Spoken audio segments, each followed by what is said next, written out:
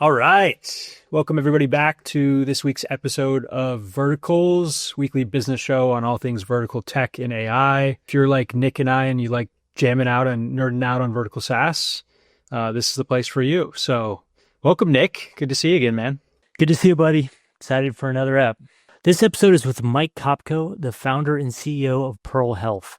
From working with Ray Dalio at Bridgewater to taking Oscar public, he's attacking one of the biggest problems in healthcare, and we think there's no one better to do it. Stick around till the end because Mike's view on AI's opportunity to completely transform healthcare blew our mind. You won't want to miss it. In this episode, you'll learn how the healthcare maze works, how figuring out who pays you is hypercritical to success in health tech, and even how to work with government-related programs as a small startup.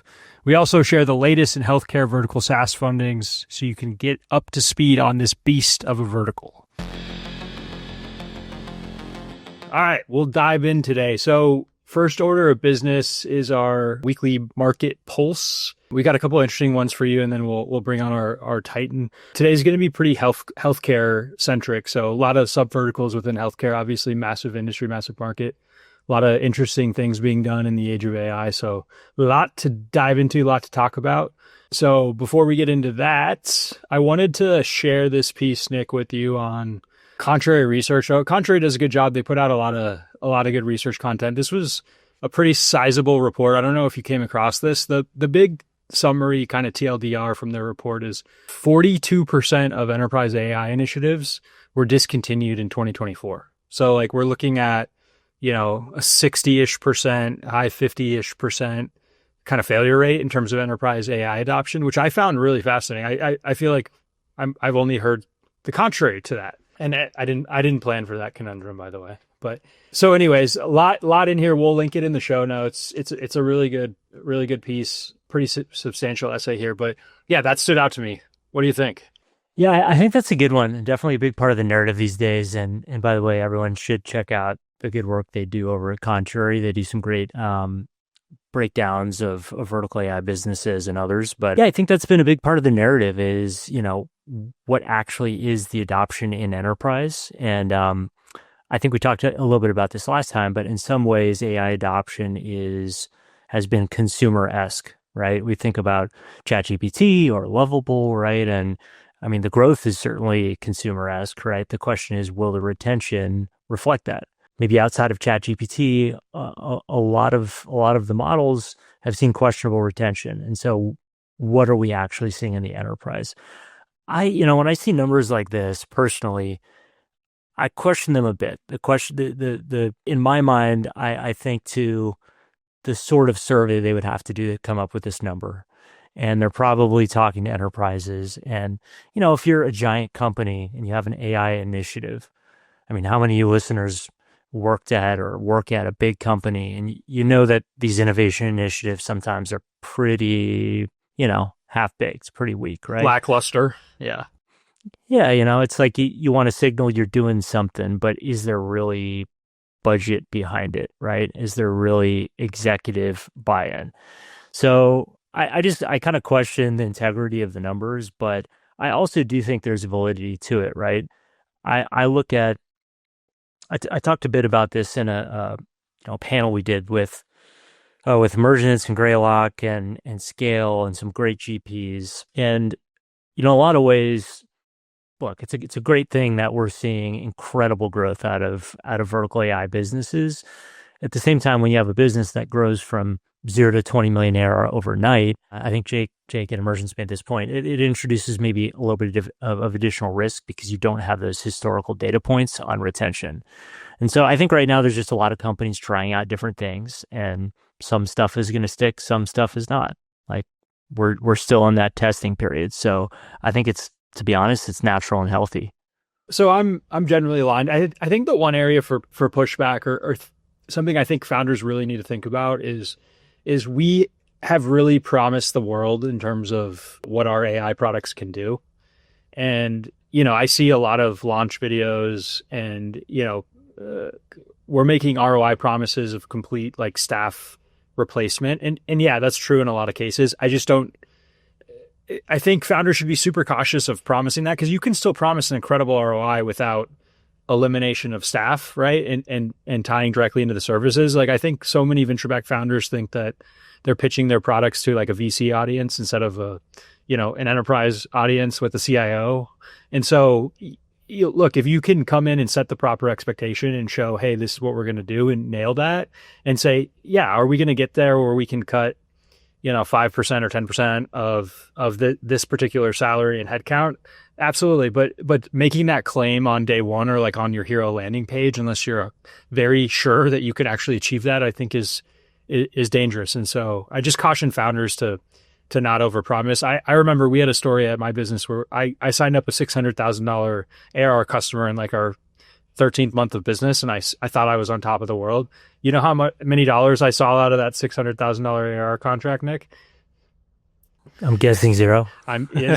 Probably negative with the time that we took into it. And the reason was I promised the world. I was a young founder. I was probably like 20 years old at the time, and I promised the world, and I couldn't deliver on the world. And so, it was a good learning lesson for me. It's like it was an awesome board meeting to show it, and then the next board meeting sucked because we've totally failed to deliver. Yeah.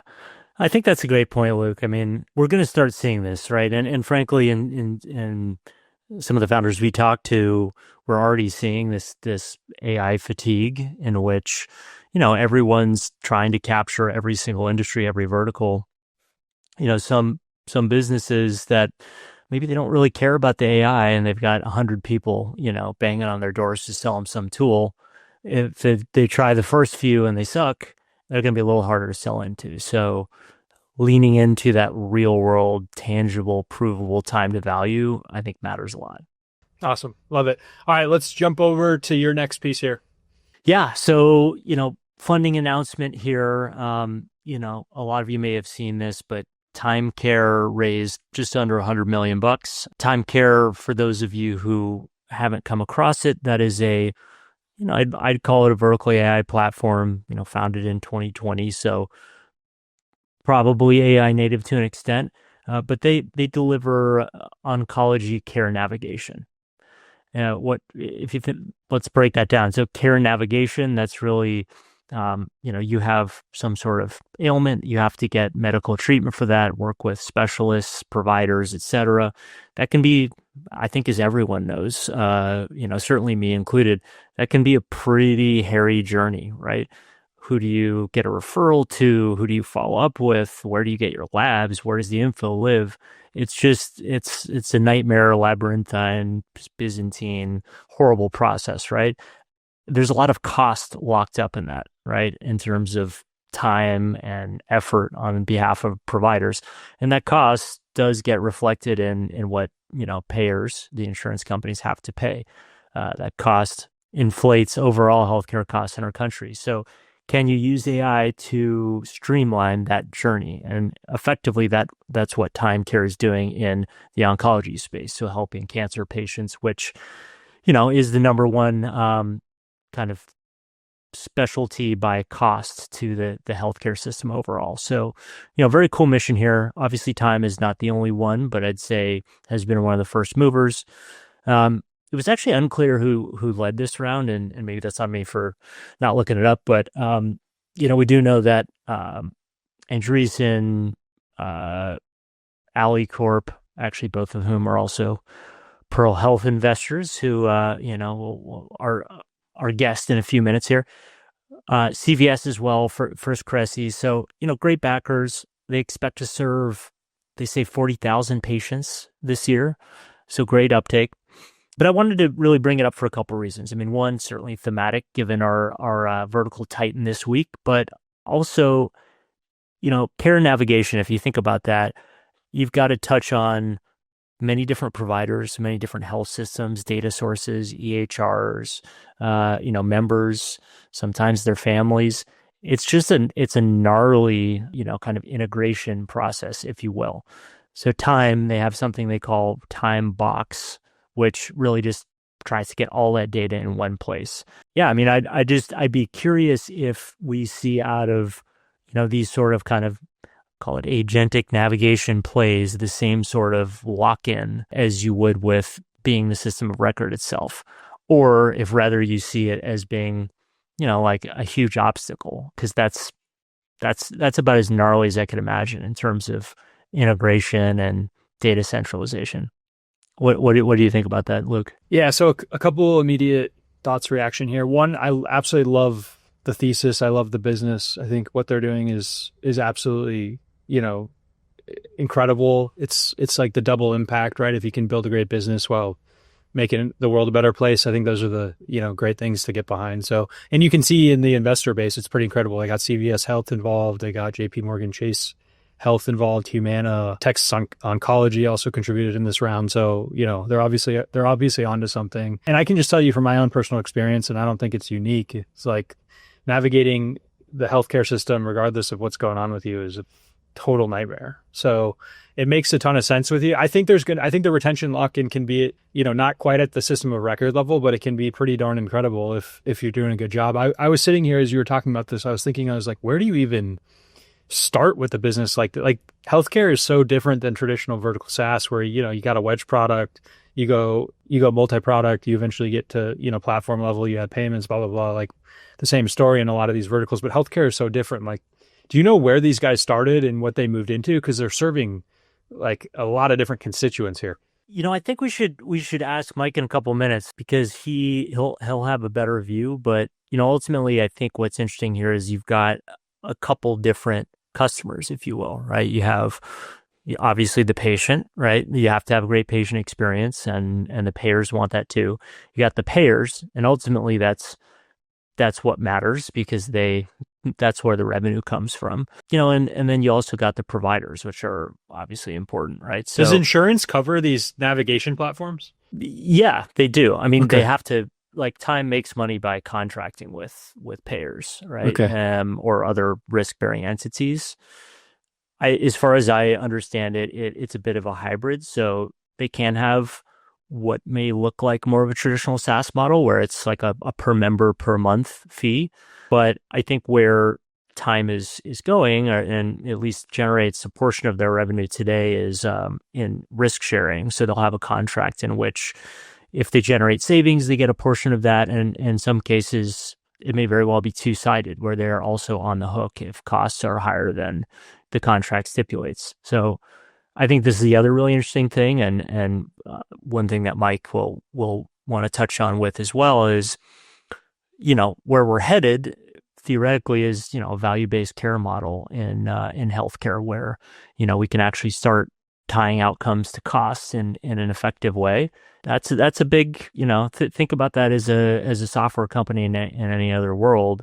If you've got to tie directly to savings, and you're on the hook if you don't deliver those savings, that's really putting your money where your mouth is, especially in a place like oncology, a space like oncology, which is, that's probably one of the biggest costs on payers' minds.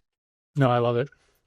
Well, good for these guys. The only critique I have on them is they raised $97 million in this round. Could they not find the other three? Could we not get to a clean 100? I know. Seriously, at least just round it up. Come on. Super cool company. I've been following them since the beginning. I just wanted to end on one point here. So, there's been a bit of news on this, but new fund focused on healthcare AI. So VZVC, one of the GPs there, Zach Werner, former Snapdragon, made a comment I ran across that I thought was really relevant here. He said, "Not every TAM in healthcare is large enough, but the number of people who can slap application layers in someone else's LLM is very high. Scribes is not a wholly complicated thing to do, but full stack complex care navigation across multiple specialties is. Maybe this kind of complexity is the place to find it." Yeah, I love that. Makes a lot of sense. Well, cool. We'll jump to the next one here, who did get from 97 to 100. They're nothing against Time. I'm just messing with you guys. But we got another funding announcement I think is interesting. Inspiron raises 100 million Series B to lead senior living's AI-driven future. So, I was really curious about this company, because I was sitting there thinking, I was like, how does AI help senior living facilities, and like, what does it actually mean in that particular vertical? And I think there's a lot of similarities between what Time is doing. It looks like they've got some care planning, like patient navigation. They've got some hardware baked in with emergency phone calls, kind of workforce optimization, which we all know is a total nightmare in healthcare. So it doesn't look like it's an EHR, but something that kind of sits alongside that, which I believe is the case with Mike and Pearl, who we're going to talk to. And so just thought it was a really, really interesting business, and obviously doing pretty well if they just announced a $100 million Series B. That's a cool one. Have you been close to the product there? Like where any sense for kind of where they started or where they are today? I haven't. Yep. I mean, sometimes honestly it's hard to even pull out, but I was curious how they, I know they mentioned a lot about kind of EHR integrations, and I was just curious how they approached that early on, but that's a cool case study. So let us know. Well, let's ask the listeners if you all know, or if you worked there, tell us how you all started. What was the wedge product? What was the initial offering? How did you guys get traction? And what's been the thing that's making the acceleration really happen? We shared a piece here called Deus Ex CapEx. And really what we're talking about here is the current, AI-driven data center bubble. Bubbles, that's jumping ahead. We may not be in a bubble. We may be. That's an argument. We're really talking about the boom in AI infrastructure, right? So we are seeing just a crazy explosion of investment in data centers that, of course, is to kind of fuel the underlying demand for AI. There are probably about 10 companies out there that are generating most of this demand. There are a couple of big considerations here that we walk through. I mean, the first is really just, maybe a little bit less specific to vertical AI strategy, but just the pure amount of money that's going into these things. So this table, if you guys check it out, really what we're laying out here is by year, the amount of spend that is going into building these data centers, so like infrastructure spend, and comparing that to the revenue that's being generated from them. And the high level takeaway is that there needs to be about almost $1 trillion, at least over 800 billion in net new AI revenue just to pay back the investment that is going into these data centers. And of course, that investment continues to grow as well, so that kind of revenue gap, if you will, may also need to continue to grow. And that's a big number, right? That's like a sizable chunk of the Mag 7's current revenue. So I think there is the question of, are we in an AI bubble? Will everyone make their money back on these things? And what does that mean? I think the other point that we dig into is really more around AI pricing, and we'll get to that in a second. But Luke, have you run into any of these pieces or data points around just the data center boom? Yeah. So I got a funny quick story for you. So we had the Teal Fellowship alumni kind of weekend, I don't know, a couple months ago. And there's probably 200 people there. And what the common question everybody asks each other, obviously, is like, what are you working on? What's going on? Right. And so the most crazy numbers I was hearing were all people building in and around the space. And they were companies that, are not on TechCrunch, like they're Teal Fellow companies that have, flown relatively under the radar. But the ARR growth numbers that they were talking about were absolutely bonkers. Like I was talking to one guy who's doing like data infrastructure software in Europe. He's like, yeah, I went from 2 to 100 this year. I heard like 3 to 50. I was sitting there and I was like, I couldn't believe what I was hearing. I was like, this is insane. Vertical SaaS, I'm in the wrong business. But everybody who is growing like insane, and this was a couple months ago, was in and around this space. So there's a lot going on here that is below like the NVIDIA headlines. There's a lot of dollars flowing all over this world right now. Yeah, for sure. And we're seeing a lot of interesting deals go down. I mean, I won't go into all of them here, but, look, if you go to that little cycle graphic, it basically just shows, the recently announced, big investment by NVIDIA into OpenAI. OpenAI then is, making a commitment to Oracle. And it's just basically this big, kind of circular cycle of let's do a deal in order to facilitate our own revenue, right? It kind of reminds, some of those older listeners here might remember, WorldCom and kind of the telecoms infrastructure boom, like very just a lot of insider deals, kind of questionable in a way. But, the final point we draw out here is ultimately, hopefully what results from this boom is that, we have more supply. So AI pricing should get lower. And that, maybe has more direct relevancy to a lot of the vertical AI listeners on the call. And I think in a lot of ways we are seeing that. Like if you take one particular model, like, like 4.0 or whatever it is, and you track that model family over time, API pricing is decreasing. At the same time, of course, the frontier models, right, that pricing is not decreasing. So I think there are two considerations here. One is that if you are a business model that requires staying on the frontier at all times in order to maintain your customers or win them, you're not going to see the benefits of pricing decreases, from economies of scale. The second is, as we see more kind of reasoning-based AI, these HASs are getting more complex. So each per token price may be lower, but overall, maybe not. All right, everyone. Super excited to welcome on to the show Mike Kopko. Mike is CEO of Pearl Health, and I'll have him kind of give the rundown in a second. But, I just want to preface with, Mike is one of my oldest friends in venture. I think, fun little story, Mike, what was it, 20 years ago? I think maybe almost as of this year. Yeah, we go back, it might be on Princeton's campus even. I mean, it goes back a long ways. I think what it was actually is we were in New York, we were in your apartment, and my friends forgot me. And I woke up and you were there and you gave me a ride. And I think I didn't have shoes. We won't get too deep into that story. There was no alcohol involved, it sounds like. It sounds like the end of the big night, Alex. Yeah. I think we were juniors in college, so give us a pass. But anyways, Mike, we won't talk about that today. Why don't you, if you don't mind, kind of share with our listeners a little bit on you and Pearl Health?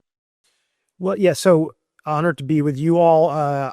Tri-state area, born and raised, kind of really grew up thinking a lot about things other than healthcare. I mean, I liked genetics, but I hadn't really thought of myself as a healthcare person, kind of more as an entrepreneur, like opportunity pursuits. And so I started my career in finance.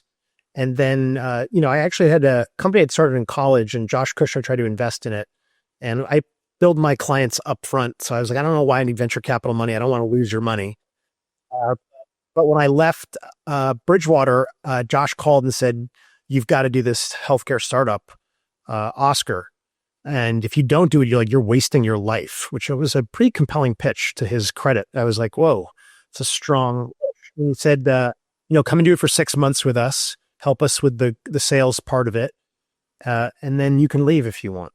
And I was like, I hadn't quite figured out what I was going to do next. I thought I was going to go into finance, but I figured I might as well try it out. And then of course, 6 months becomes 7.5 years and a whole tour de force of building an insurance company. I probably wouldn't do that again, just because insurance is so hard, but it gives incredible exposure to all the complexity of the system. You use a really high level view, and then you get a chance to be an entrepreneur because you've kind of been through it. And I think it's really good to go through these cycles once or twice if you can before you're leading, because the pattern matching value is really high. But, I got to a place, and I was very blessed, where I got to run our business, take the company public. And at that point, I wanted to go and focus on what Pearl does now, which is helping providers deliver healthcare in a better way, outcomes oriented, but then be much more involved in the financials of it.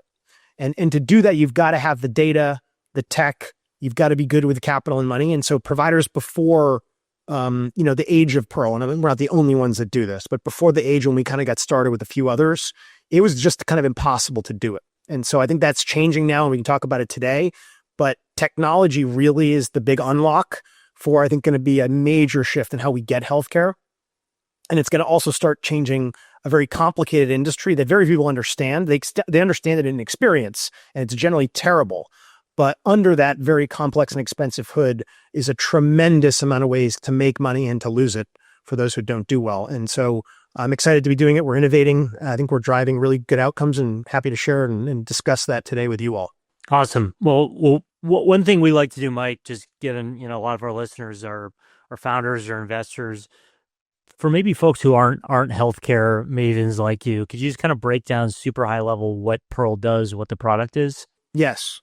So we focus on the senior population, Medicare, 65 and older. There are about 68 million of those people now. And we help their physicians, the doctors that they see, deliver better care by being anticipatory. And what that means very practically is we help avoid hospitalizations, whether you're going to go for the first time or you're going to leave and come right back, round trip it. Avoid going to the ER, And then we also work to bring you care proactively because we know something bad is about to happen because we have a very predictive system. So that we've laid out over 6,000 physicians now and 250,000 seniors. And that system is starting to lower how many times people are going to the hospital, how many times they're going to the ER, their death rates, their cost of care, and we get to participate in those economics. And I can kind of walk through that. That gets a little bit complicated for folks who are not used to healthcare, but we get paid basically by reducing bad events in a population that consumes a lot of expenses because of those bad events. Luke, before you pop in there, we were actually just talking about, Timecare before this. So could you help us understand, is it, so you work with the payers, is it per member per month? Is there risk bearing involved? Like how does the revenue flow? And then we have two models and we are paid by both. We charge a software fee to our clients, which is the smaller amount of money we collect today. And then we participate in the savings we produce. So when we avoid that hospitalization, which costs on average $30,000, we participate in about 25% of that. So we'll get, being a little bit overly specific, we'll get about $7,500 or $8,000 per hospitalization avoided. And so you're kind of adding that up over large populations and over lots of events. It's like the law of large numbers. You're just doing a lot of these treatments, and then you're kind of getting compensated for reducing the cost of care. So in the Timecare model, it's somewhat similar because they're taking some of that risk, but unlike them, we are actually taking savings on the entire cost of your care. And for us, about $2.5 billion right now, and then next year it'll be about $3.5 billion. So we're trying to lower that by 3 to 5 points, and then we'll get a large portion. How do you actually prove that you're avoiding hospital visits for the patients? Like what goes into that? It's a great question. It's a question we spent a bunch of time on, and there are levels of certainty. So I think, the easiest answer would be a peer-reviewed longitudinal study of the Pearl treatment on our population and like a digital twin. We can't quite do that yet, though we'd be happy to do it with any academic group that was interested in it. What we are able to do easily is look at the people who follow our instructions and the people who don't. You can compare that. Now, there are some, if you're a statistician, there's some endogenous risks and blah, blah, blah. We can get into deep statistical concepts, but you can just look at large populations and say, hey, we're seeing 6% lower hospitalization here. Sure, there could be a lot of reasons that that's random, but at a minimum, we're getting paid for that. So you're in business studying. And then what we are, very confident about is when you break down about why we think we're getting it. In this case, we're calling someone right after they get discharged and saying, are you going to go back to the hospital? Can we get you an appointment with your doctor? And then we're seeing that appointment, and then we're seeing that reduction in hospitalization. Yes, JAMA might not certify that, but as a business person, you're like, it's working. And we want to do a lot more of it and a lot more of it at a lower cost so we can kind of cover everybody. And then we kind of keep doing that by treatment. And then we'll get a final validation when the government will say, hey, this is what the whole population costed you. And this is what the budget we allocated, and you had savings. And so there's a little bit of a proof in the pudding, but for the scientists, you have to go intervention by intervention and look at the outcomes. And we're doing that on the big things we're focused on. And in most of this, it's around basically arming the doctors and then the patients with technology and tools, and you're doing a lot of proactive outreach and, getting them to that appointment, getting them to show up. Like is that where a lot of the tech kind of alpha is that's driving that? I think the innovation in our model was to kind of reduce a very complex thing into a couple of these things. So the first thing may not be a technology in a pure sense, but it's a regression principle of what are the big things that move the needle, focus on the big things. And then the other unlocks we had our clients do a lot of this work. We competed in a landscape 4 years ago where the business model was, we're going to hire 150 people and we're going to do all of this work. And that cost model, it was up. I mean, my view was at that time, that cost model was an upside down model. It will never dig itself out of its expense burden. And we did not, this was pre-ChatGPT. People told us we were nuts. Like, no way this is going to work. Good luck. I'll see you when you're out of money. But on the flip now, I actually think the market says how long will people be required to keep doing this? Our own clients, when can we get voice AI? When can we get text, agentic text? When can we sequence transport with all of these capabilities? And so I think we're on the road in the next couple of years in kind of a very managed way to having it be very technology driven, almost pure play. So there's a significant services element today where your team is basically doing a lot of that kind of patient communication post a hospital visit, getting them to the next. Don't do, our clients do it. Clients do it. Okay. The leverage for us is everybody skipped that the client was going to be willing to do a lot of it. And we said, we think we can get them involved because the value of doing it, the retention of the relationship with the patient, and then boiling the simplicity down to, hey, we don't need you to change your whole life. We need you to make 5 to 10 of these phone calls a day. And look, these are the busiest people in the world. I mean, they have 50 hours of work to do in 40 hours, but the money and the outcomes are so powerful that many of our clients are doing it. And the ones that are not, that's where we're kind of starting to deploy the agentic capabilities. I just want to go back to the dollar flow here for a second. So ultimately the money is coming from the risk-bearing entity, the payer, right? So what is the incentive of the provider, your clients, and what's the incentive to you? Like to working with Pearl, I mean, obviously there's the mission, and I don't want to denigrate that at all, but, presumably they make more money with Pearl, and obviously Pearl makes money. Yeah. How do those dollars flow? They make a lot more money, and I'll walk you through that. I mean, I care a lot about the outcomes. I know what world we're living in. The clients care, but in a lot of these offices, you got to pay the bills, and you have to start talking about money, even though the patient outcome is what drives everybody. I mean, everybody would be in a different industry if money was the only thing that mattered. But so a mission is kind of assumed with a lot of these folks, just because that's why we all got here. The money is better because of 2 reasons. One, we stabilize a lot of their compensation. That the person doesn't have to be in your office, you're still getting paid. The second is by doing these events, that hospital event, we're effectively a joint venture partner. I mean, that's a more complicated word, but we share in that upside.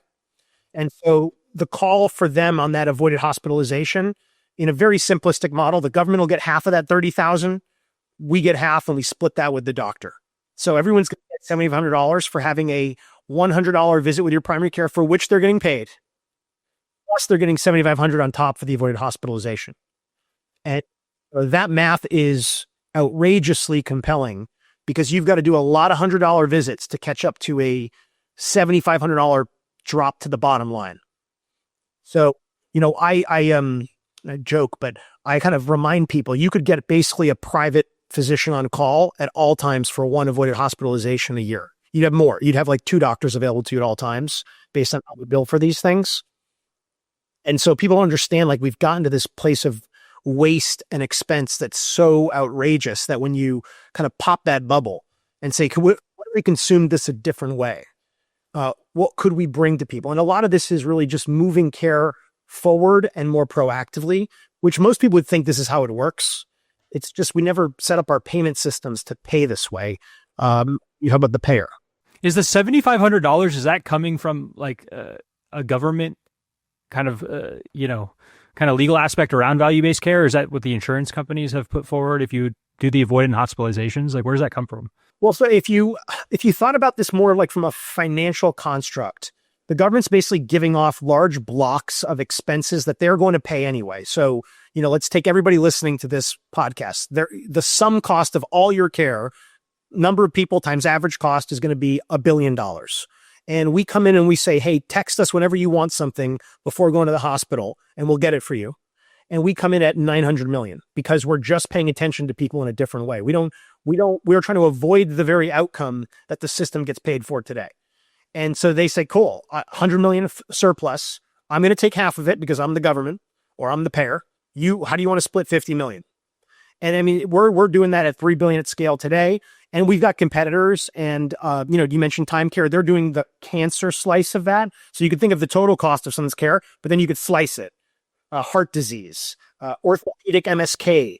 You could go pediatric and go a little bit orthogonal, so like where you are in life. There's a lot of ways to cut this, but what we all want are systems that are going to start lowering the cost of care. We have a disease as a country of cost growth and frankly negative quality. I mean, it's getting worse and more expensive. Let's switch a little bit more to kind of company building. So, I mean, this was a huge idea, right? And in a lot of ways, you got to win over multiple audiences, whether that's, the payers, the providers, the patients, right? So What was the first thing you felt like you needed to prove in early days? When we were starting the business, I mean, besides the kind of entrepreneur's decision of, are you going to commit to this? Once I had kind of made my mental commitment that this is something, to do, I believe we needed to establish that physicians were going to be open to this type of practice. They would be willing to consider it. And so signing physicians was the first order. Right behind that was a system that would at least help them focus on a couple things to do. But very early on, anyone who's in healthcare technology, it takes a while to build and launch in healthcare. We can get into the reasons for that, but you don't have that same quick release feature early on. And so I focused on physicians, and then we focused on trying to pick the right ones when we got to that privilege. And then we focused on, what do we have them do? If we're going to have them do one thing or two things, and then we used technology early. The decision early was, we're going to do this from a technology perspective, because the scale, it would never scale if you have other alternative cost profiles. And we're now seeing kind of a lot of my competitors are just disappearing because they hire a lot of people, their run rates are insane, and then they don't get the behavior change, and then you're done. Yep. So what was that? What was the wedge product that would get providers up in the morning, but was easy enough to build as an MVP? The first wedge was really how we paid them. And the first system at Pearl is a payment system. And like the monthly wire, especially when we were rolling right out of COVID, and Pearl was, we were much smaller then, but we were shipping out $200,000 or $300,000 a month to clients. When you're first asked, I'd like to onboard you, do you have a Plaid account? And a lot of them didn't. So they're like, can you mail me a check? Like that was, and I know it's less sexy for the kind of health tech enthusiasts, but having been in the insurance world, the oxygen in the room is payments. Like, you want to talk about anything else, You better make sure you're oxygenated. And, getting the money flowing on a monthly, we had a couple times where the government was late to pay us. We paid on time. We have had zero issues on payments in terms of at a strategic client level. That has been true north. Money has to keep flowing. Then from that, you get this whole opportunity to talk about change. But I think the big thing is making sure you understand what your clients need. And it does start with financial viability. Did you get that right out of the gate, or was that something that you guys kind of realized over time as you tried a couple other wedge products? And then secondly, what was the go-to-market approach in those early days, like getting these doctors bought in? Well, I think we got it right out of the gate because I had done a version of this in my kind of It's good to have one experience before. And I was doing all the hospital deals at Oscar, and we didn't have all the tech that you may experience Oscar as now, but what we did have, and we almost to our fault, we paid on time and we paid well at Oscar. We didn't deny a lot. And so one of the selling features of the hospitals, and I'd show up and give them my cell phone number and say, we will pay you in 30 days and it'll be accurate. And if it's not, you text or call me. And I got no phone calls. I didn't get phone calls until I left. And so it was like, we knew that was, because they hated the other payers. So that was differentiator then. So it was clear to me differentiator here. And so it became clear for a while. And even early on, the first ways we won, if you want to talk about kind of being a little bit reckless, we would overpay to win certain clients. And we kind of knew it at the time. We thought, hey, if they worked hard enough, this won't be overpaying. We'll kind of make it back on all the things we're going to do together. But, you go back and you look at it, and Nick, you asked the question of, how well did they do relatively? The first 2 years, I had 95% of my clients, when we did like back testing, made more money than they would have not going with us. And the 5%, I looked at the 5% because I was like, how does that add up? We guaranteed them more with our kind of top up. And they had just changed their practice, and they were billing for other things that we couldn't capitate them for. And so, they had shifted their business model. And so that group, and we're kind of truth speakers, that group would have done better. And I always tell clients now, if you're going to change your business model next year, you got to tell me, because this isn't going to go well for you. And so they had shifted from working with primary care. They wanted to sell a lot of more expensive care, and our model wouldn't compensate them for that. Interesting. So I guess early on was facilitating payments, but was this a model they were familiar with, maybe because of MSOs or something, or was it a totally new concept you had to convince them on? A lot of healthcare actually winds up boiling down to the same stuff relabeled, and then often with complicated acronyms. And I don't know why. Maybe it's just to kind of keep your market power. But it comes down to like the basics at some level. You want people to reach out to a patient that you know something's happening with and they haven't addressed it yet. So it's kind of forcing a moment of connection with physician and patient. And so we were asking for that as one change. Sometimes around risk coding, because they weren't getting, when we talk about setting that initial budget, right? The $1 billion in your audience. Well, it can be 1.1 billion if you kind of recognize that a bunch of people have cancer and a bunch of people have this, diabetes. And if you don't do that in our current system, you don't get paid for it. So we wanted that. And then we wanted a lot of work around hospitalization. And with some of these new payment models, the one we're in is called REACH, again, an acronym, MSSP, another acronym for how payment models that the government designs are built. They really reward you for the reduction of hospitalization and timely follow-up around hospital events, like just talking to patients. And so we're asking them to do this. The problem is they don't get paid in the other world, they don't get paid for those. It's like they think of it as that's free labor. So you had to crosswalk them. And so we would create out some bonuses and incentives. So we'd kind of front them some of that money because we believed in it so much. To your first question, Luke, of how do you know? We started paying on it too. So you got to be right. If you're wrong, you're dead. So we started paying bonuses and advances. And then, you kind of got your results at the end. And I will say, just to be very frank with you, it took us 2 years to get into making money and generating savings, which is a land speed record as far as I'm concerned, but is a tough business to build when you're kind of not having a positive revenue stream for 2 years. And a lot of my competitors, 5 years, 7 years, never got there. I mean, Oscar, by equivalent, we had a negative MLR for 7 years.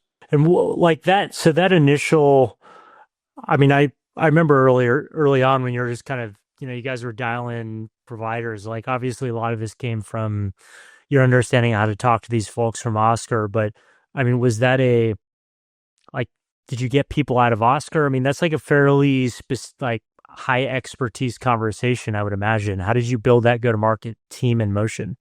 Some of them were Oscar, some of them were, rolled your sleeves up.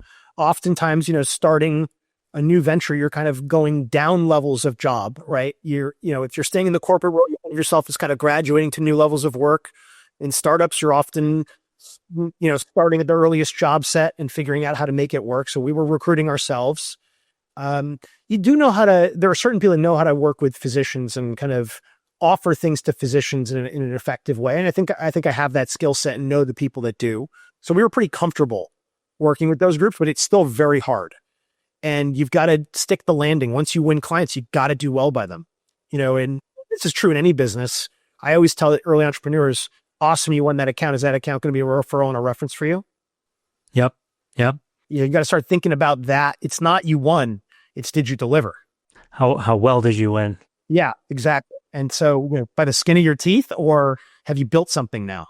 One question too I have, because I'm not a healthcare guy, so this is all a fascinating new world for me. But is this a net new kind of revenue stream for these doctors, or are they, like, if they're not working with you, it sounded like they have to do all of this in-house outside of a few of the competitors. Is that accurate? Like they have to kind of do all this analysis, get that capital from the government. And so they're basically saying, I'm going to split this with you and you're going to do, all the work and keep me accountable to doing the part that I need to do.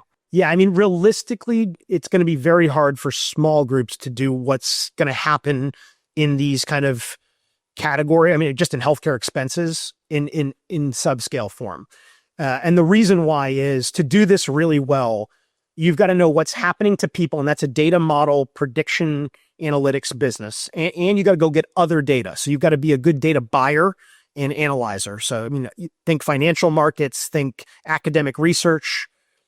Then you've got to sequence management or business information systems like your company to take predictions and then deliver outcomes consistently with that. Most subscale businesses, you can't do it. No way.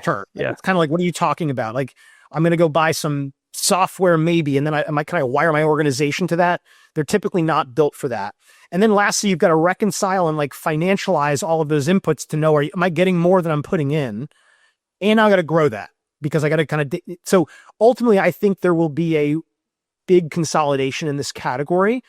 It will hit some limits because, unlike search or other tech spaces, social media, there will be an inherent mistrust of a singular winner.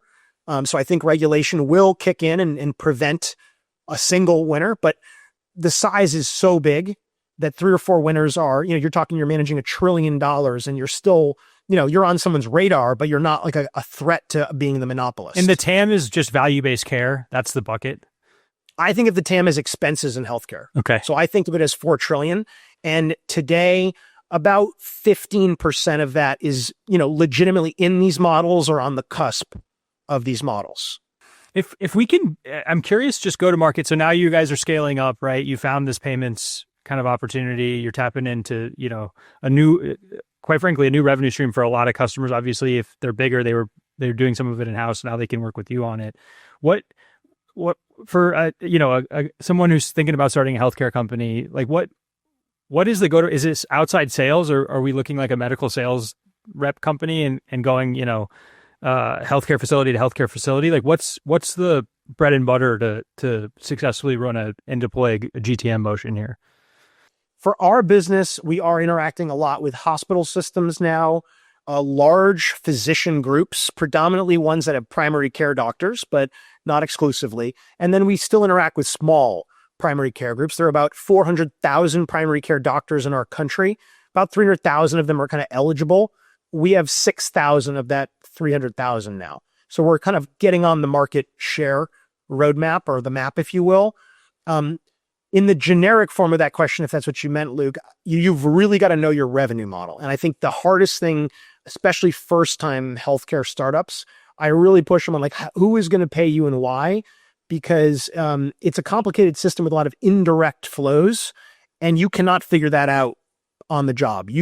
I believe you've got to go in intentionally with a view of who is your customer. We went in knowing that pretty clearly, that we've moved up market over the last 5 years. We started with kind of the mom and pops, and, been very grateful and very proud of our team. We're now working with the best hospital systems in the country. Is that a typical evolution to start with mom and pops and move upstream like it is in a lot of verticals? Or, I know like the open evidence guys, the Abridge guys, it almost seems like they've gone the opposite direction. Do you have any views there? Yeah, I would say we're an anomaly. And in certain ways, I would not have believed we would have gone this quickly to it, because it's so hard culturally, typically, to do that shift. So I would say it's probably not the case. I think a lot of it relates to like, what's the innovation you're bringing to market, and where does that innovation create the most value? You used to say disruptive, but I actually think disruptive is a negative word in healthcare. But like, where's the value unlock greatest? So in the Abridge model, a little bit is like luck, I think, for him. And I think Shiv will be honest about that, of ChatGPT hits, large systems say, hey, what are we doing about this? OpenAI is still not ready. No offense to them. They're still not ready to help healthcare organizations do anything substantial in healthcare. And he's ready. And he didn't, did he predict that? And then hospitals, and then all of a sudden I got 200 hospital clients or whatever he's got now? Probably not. But, at some level he deserved it. 5 years, fighting away at being ready for the moment. And, the go-to-market and the sales process in healthcare is tough. The decision-making is super slow. It's very reference-based. It is not as pressure-driven.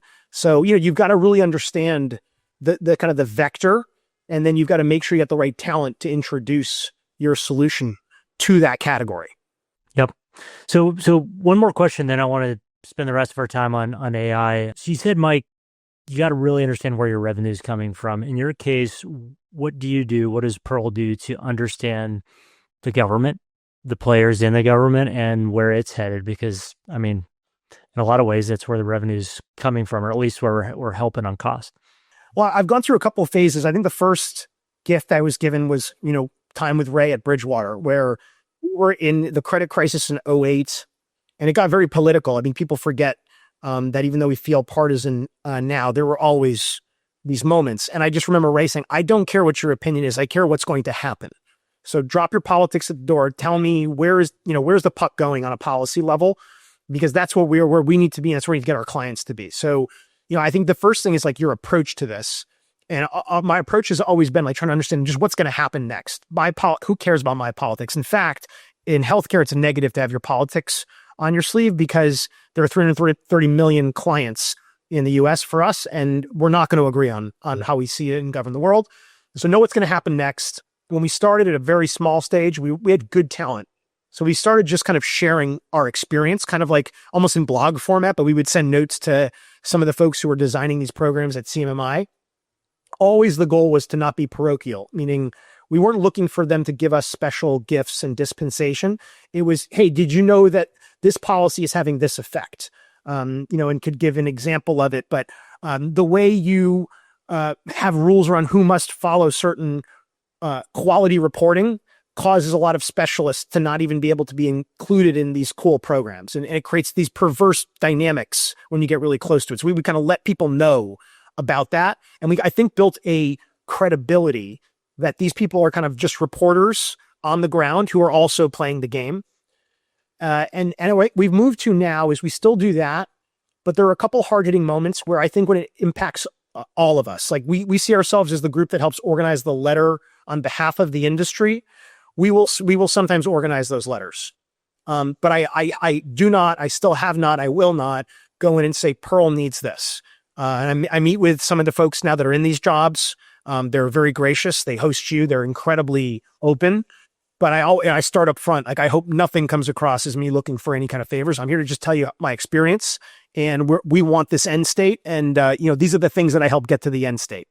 Awesome. Well, let's talk a little bit about AI. So Pearl started pre-ChatGPT. How have you thought about how to explore that, where to layer it on? What have you built in AI that maybe wasn't possible when you started? I've been excited about it. We did start before, so we were very big predictions, analytics, data science. LLMs for us, because we were not a native AI company when we founded the company. We were not an engineering and R&D lab. We were a kind of technology applied business. It was kind of more of a watershed moment. The first thing it did was really more internal tools and productivity. And, the team, went to it quickly and immediately, and the whole bake-off of who's the best, and running multiple experiments. So it was really an internal lift first.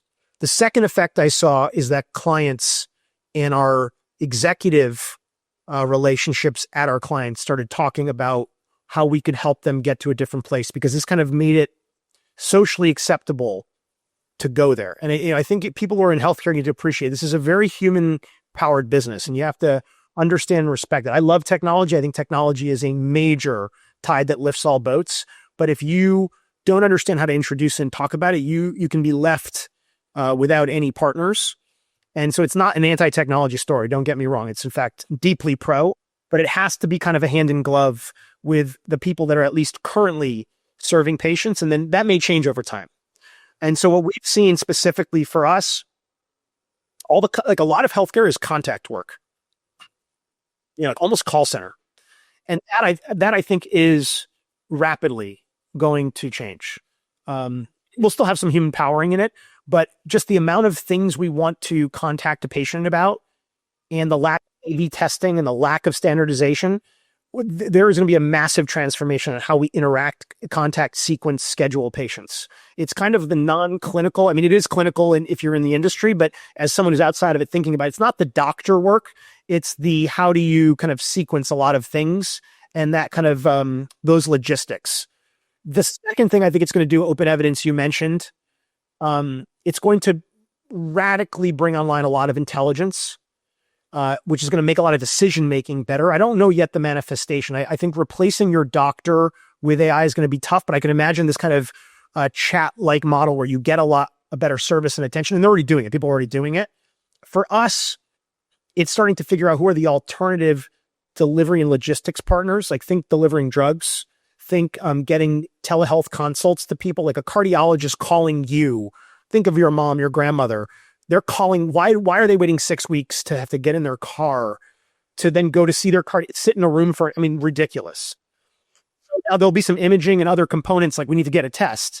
But if you start really unpacking and repacking the supply chain, that's going to start happening in experimental form, but pretty rapidly. You're going to be blown away in 10 years. The experience is going to change really quickly. And so we're going to be a part of that.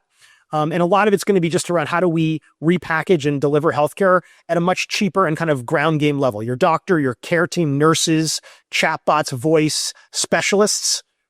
Let's avoid those expensive facilities unless it's necessary. Yep. I mean, Mike, I think you put it well. Like, I don't know if I can I mean, sometimes it's hard to call healthcare an industry because it's like whatever percentage of the GDP it is, it's like many industries, but there's so much latent frustration with the system on behalf of everyone around things that are so well suited to what LLMs do. As you said, like voice, text, follow up, like a trusted source of information. Yet I think we're in this testing phase right now where obviously some stuff is working great, but I mean, I can't tell you how many times I've seen something that, is like selling into, like you said, cardiology clinics. And it's a great idea. It makes sense. And it just doesn't take hold. I mean, do you think as you look across the like spectrum of challenges that early stage healthcare AI startup founders face, is it distribution? Is it like that the technology is not quite there yet? Is it like clinician psychology? Like, how would you rank some of these challenges? Well, I would say in the macro, the aggregate, we're all winning because there's going to be this massive flood of capital and talent presenting all these innovations, and a bunch will stick and a bunch are not. They're going to fail. A lot of them are going to be great. And some of them are like the keyboard, like it's just a standard. It's not the most efficient way to do it, but we're all doing it. And so we'll regret parts of it, but it'll also just kind of standardize. Epic's kind of the classic keyboard. It's standardized a lot of great things. A lot of people hate it. No offense, Judy. But so there is this kind of huge macro thing happening where I think healthcare is seeing it and it's coming, and the mindset has been incredible. The shift, I actually am very impressed with the industry. Very few people are playing the Luddite game right now of get your technology out of here. There will be some, but I'm very proud of this industry, how open people are. So I don't think it's going to be an if at all. It's going to be when. Now, individual startup that we all may have backed, I get it. Everyone wants them to win. But there's kind of the greater whole question, and they all can't win. For the ones that aren't, consolidating, merging, partnering can often be a very effective way to do it. You always, don't see it that way.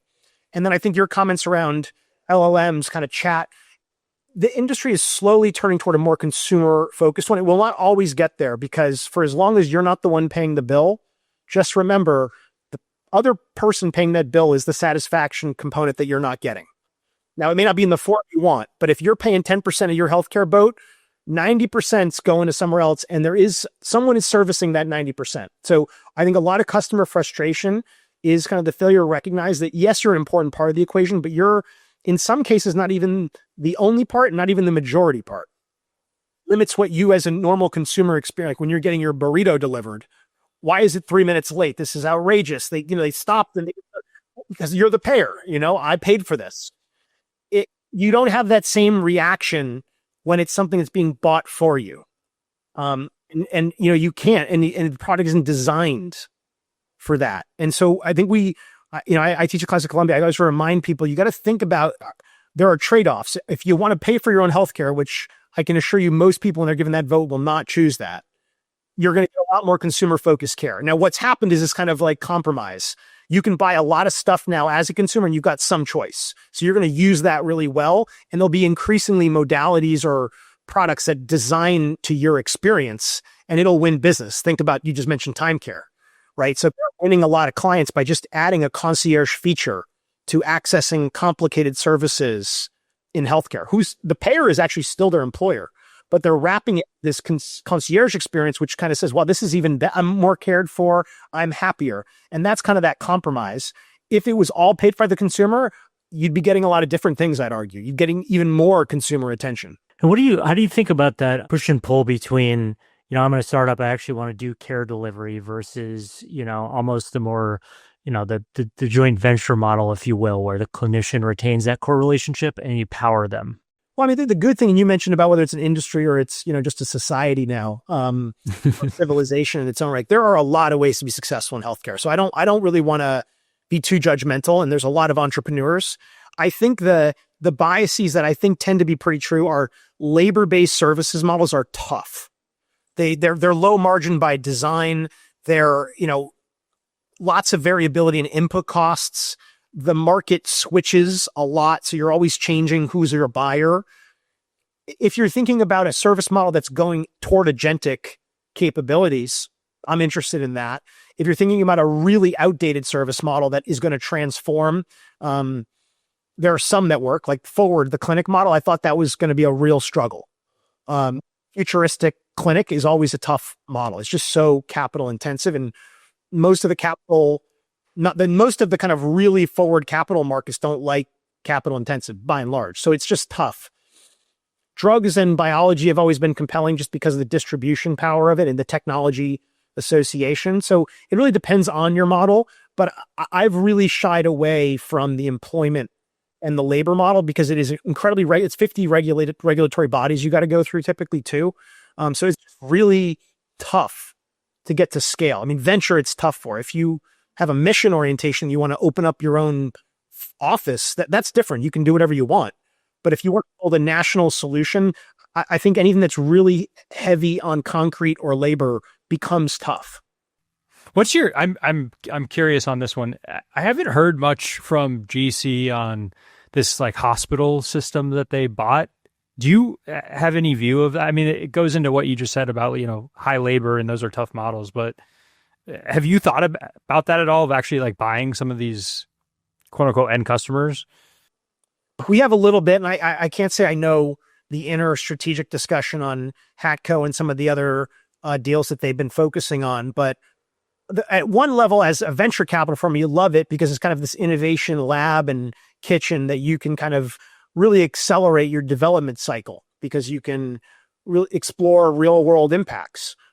I think anybody who thinks they can run it better than others through that strategy, I would not, see it that way. Now, I may be missing things, but in terms of, strong views loosely held, it's an impossible business model out of the gates. The only people that have figured it out, you think of the HCAs, the tenants, is massive scale and deep discipline, and so they're big and they do the thing they do really well. You call them an offer of value-based care and they'll be like, we have maybe an innovation group, but you're not talking to my mainline execs. We are excellent at what we do and we've got to stay focused. So, I think you've got to know what you do. We do not get too tempted to buy our practices. It's just not our business model. And I think a lot of physicians in truth don't really want to be owned.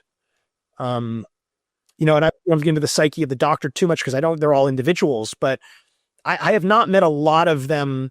Academic systems are an exception, but often they've done it for a very practical reason.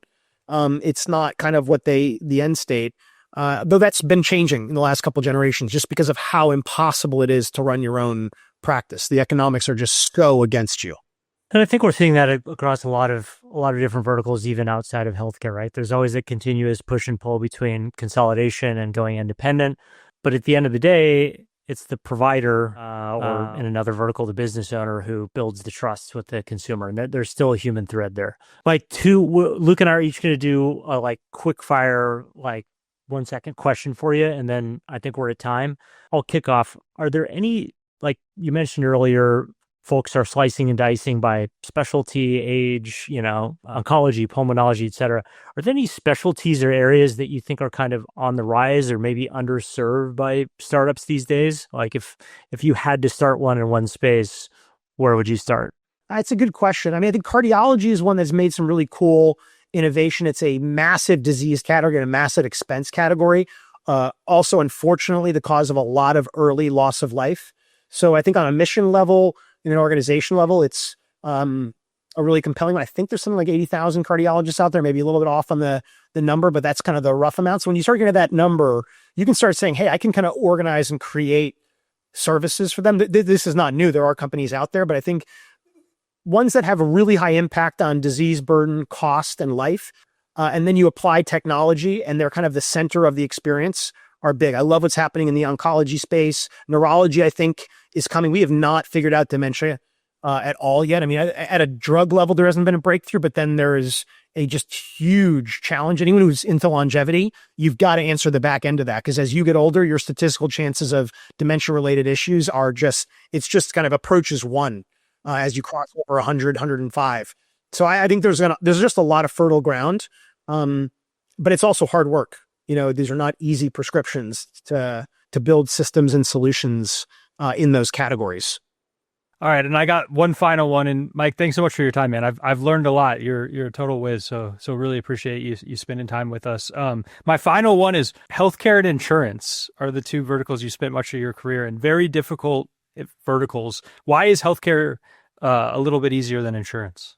They're somewhat brothers and sisters. You can't separate them easily today because nobody wants the risk. And so as much as we want to punish and hate our insurance companies, they're the only non-government risk bearers. Healthcare is easier because you are more liked in it. People see you as the healer. I mean, the doctor and their team, the most loved and trusted by far, by a country mile. So your mission and the support of the people around you, it's great. It's still hard. Insurance, I think, is actually at scale a fairly straightforward game. I know insurance people would say that's crazy to say that right now because of how tough it's been lately. But, it's a game of might and systems. But I think for a lot of people, it's tough in terms of societal contribution. I don't have the same exact view on that. But, we're going through a tough spell where there's a lot of anti-insurance sentiment, and I think understandably so. I know that's how I think about them today. Super helpful. Awesome. Well, Mike, this was a ton of fun. I know Luke and I both learned a lot, and we really appreciate you joining us today. So thanks again. Thanks for having me, guys. Thanks, Mike. Appreciate it, man. Absolutely. Right. Good luck. All right, brother. Take care. All right, Nick, that was a killer episode, man. My mind is spinning. I am not a healthcare guy, and I learned a lot today. I'm sure a lot of the audience did. It is quite the beast of a vertical, if you can even call it that. Huge shout out to him for coming on. Really, really enjoyed the conversation. Huge shout out to all the listeners. Hope you all enjoyed it. I want to give big recognition to Paraffin. Paraffin has made our podcast possible. Paraffin provides ready-to-launch financial products that help your merchants grow. If you're a vertical SaaS business, you haven't checked them out, go do that. They're providing a whole host of products, embedded capital, embedded spend, a lot of tools that really drive revenue, retention, and TAM for your business. Super thankful to Paraffin for partnering with us on this, and looking forward to next week with you, my friend. See you guys next week. All right.